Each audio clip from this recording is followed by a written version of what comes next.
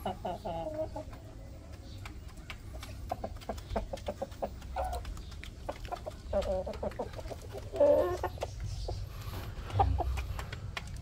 pa talaga yung itlog niya. Baka sunod na ano na ito, medyo malaki na yan. Ito ano to, 2 kilo at kalahati. Ito sa 2 kilo. Ito 3. Tapos ito 3 kilo at 2 guhit.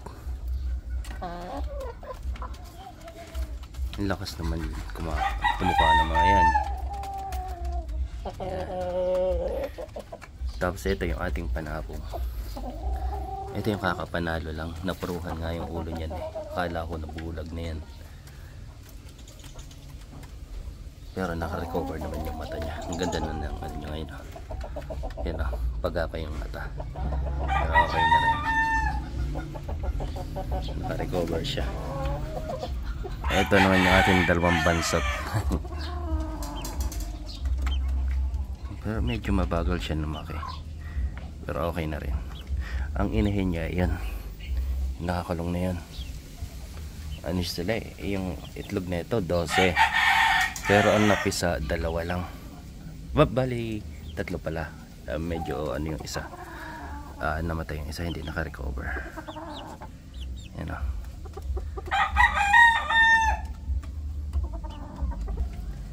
Ito naman yung isa nating panabong. Malapit na rin yan. Ito yung nanay ng 2 ang sisiw. Yan. Tapos ito namang 2. Yan, anak mo. Nandun yung nakakulong na yan. Bali ito yung kasabayan ng Rhode Island natin.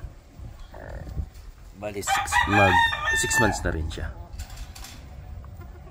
Tapos ito pa yung isa natin palabo. Angas yan, ready na yan.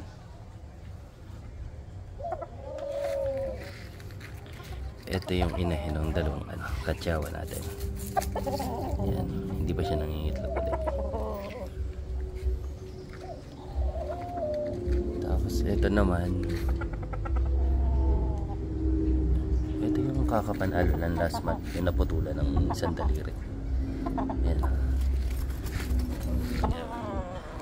Yabang yan.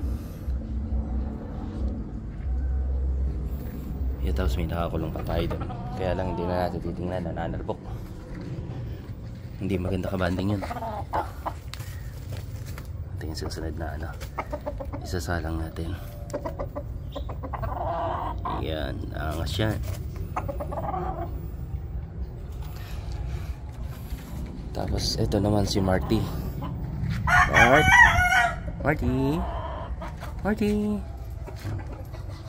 Hindi na siya camera siya yun. Marty! Kala mo, bait-bait oh. Mart! Yan.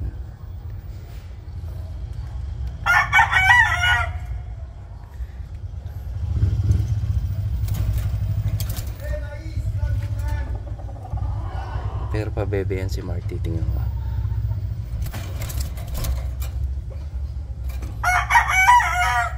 Pag pinapansin mo, ang ligalig.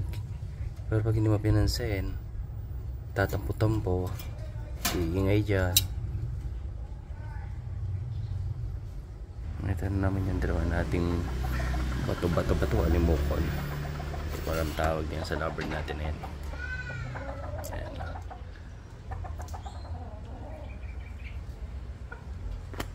Ayan, mag-asawa sila. Yung lalaki yan, tapos itong babae. Yan ang mga alaga natin.